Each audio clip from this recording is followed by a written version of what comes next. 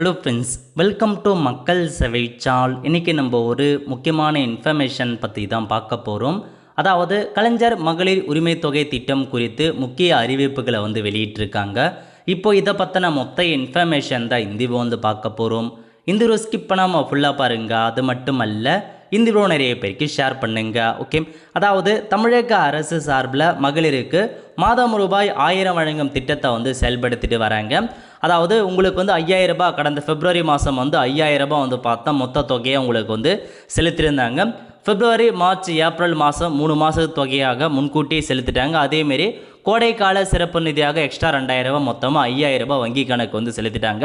அந்த வகையில் இந்த ஸ்கீமுக்கு நிறைய பேர் வரல அப்படின்ற மாதிரிலாம் கம்ப்ளைண்ட் தெரிவிச்சிருந்தாங்க. அதனால் நீங்கள் உங்களுடன் ஸ்டாலின் முகாம் மூலமாக அப்ளை பண்ணி பணம் வராதவங்களுக்கு மேல்முறையீடு பண்ணுங்க அப்படின்ற மாதிரி ஒரு ஆப்ஷன்ஸ் கொடுத்துருந்தாங்க. அதன் காரணமாக நிறைய பேர் மேல்முறையீடு பண்ணியிருக்கீங்க.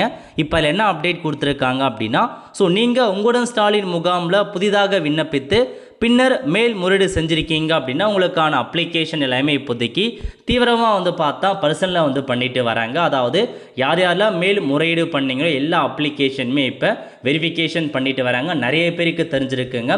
உங்களுக்கு கால் மூலமாக பார்த்தா பேசியிருப்பாங்க சம்மந்தப்பட்ட ஆஃபீஸர். ஸோ கால் மூலமாகவே நிறையா டீட்டெயில்ஸ் கேட்டிருப்பாங்க. ஒரு சில பேரை டேரெக்டாக ஆஃபீஸுக்கு டாக்குமெண்ட்டை சப்மிட் பண்ணுங்க அப்படின்ற மாதிரிலாம் சொல்லியிருப்பாங்க.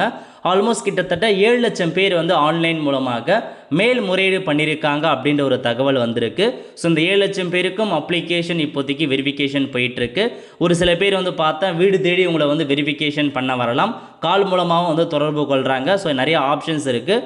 அதனால் கால் பண்ணுறாங்க அப்படின்னா கண்டிப்பாக காலை அட்டன் பண்ணாமல் விட்டுறாதீங்க. அட்டன் பண்ணுங்க. அப்போ தான் டீட்டெயில்ஸ் அவங்களுக்கு கேட்குறதுக்கு சுலபமாக இருக்கும். அதேமாரி ஒரு சில டாக்குமெண்ட்டும் பார்த்தா கேட்குறாங்க. Ration card, Aadhaar card, EB bill எல்லாமே பார்த்தா டாக்குமெண்ட்ஸும் கேட்குறாங்க. அந்த மாதிரி கேட்கும்போது எடுத்துகிட்டு போயிட்டு கொடுக்க பாருங்கள்.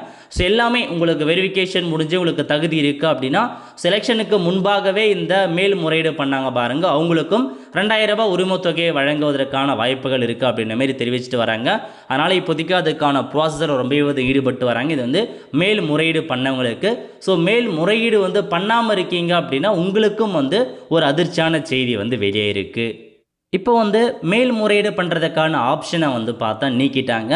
ஸோ kmut.tn government.in இந்த வெப்சைட் மூலமாக தான் நீங்கள் ஆன்லைனில் மேல்முறையீடு பண்ணியிருப்பீங்க.